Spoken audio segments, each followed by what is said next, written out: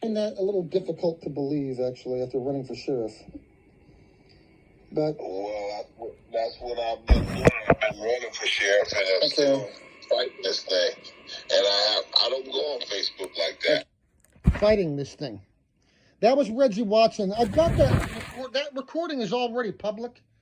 It's already posted publicly on my audio diary channel. I was calling him because of some of the bullshit Jesse Jones was doing the one time to see if he could rein him in or whatever. My own attorney. But anyway, yeah, he said he was running for sheriff and he's still fighting this thing here. He's referring to the election dispute that the Longmans were talking about at the meeting. Okay, why is it that the Daily Record is the only so-called newspaper to report that, the so-called election dispute? And the Longmans said at the meeting that there was a court judgment. Okay, where's the official court records? Can't find anything.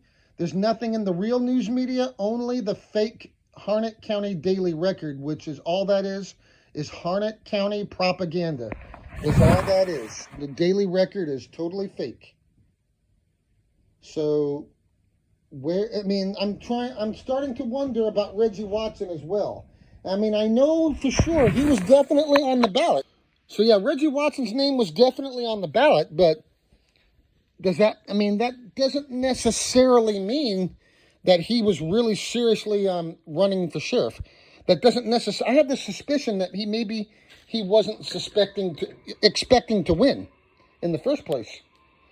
Was that election even real? Was Reggie Watson even a real candidate as well?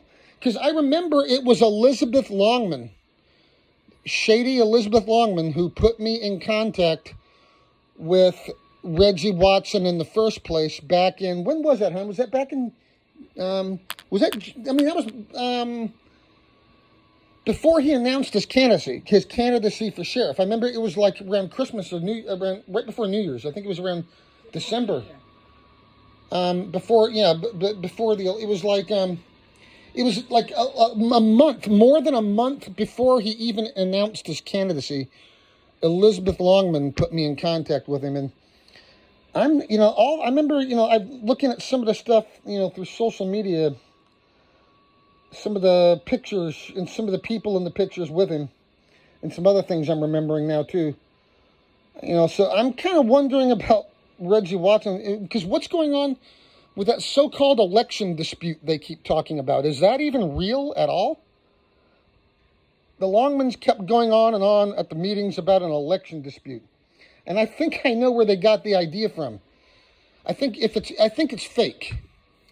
I think it's because, how Trump was disputing the election, and then he tries to get every candidate that follows him, political candidate in the country that follows him, to dispute their elections, like Kerry Lake in Arizona, for example. So I think that was his way of reversing that back on the libs in his mind, in Wayne Coates' mind. I think that whole thing might have been fake. It's possible that whole thing might have been faked. Well, I know not faked. His name actually was on the ballot. Okay, I know because I voted for Reggie Watson. So his name was definitely on the ballot, but was he even expecting to win? Was that even a real run? Because it's just weird. I know he's associated with everybody else. It's not a lot of people. It's a handful of people. It's like 7 people. He's associated with, not all of them. But he's definitely associated with the Longmans. The Longmans have been attached to Reggie Watson's hip before he even started running. He's definitely associated with like Sarah Christine Pitkin and Shindali Hardgrove. I know that for sure. They were. It looks like the Longmans might even be as well, undercover law enforcement. So I'm doing a little further research that is kind of leaving me maybe with more questions with answers, or maybe with questions that I already know the answer to, but I can't really say it for sure without, being able to prove all of it, particularly this part of it. Was Reggie Watson involved in all of that as well? Or was he just unknowingly, or was he just unaware that it was going on, what was going on? I don't know.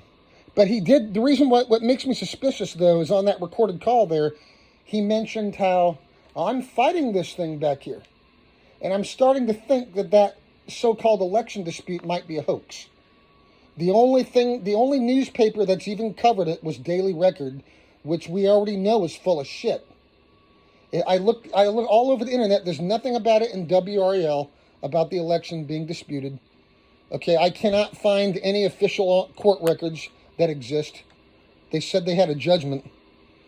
So I think that's probably all bullshit.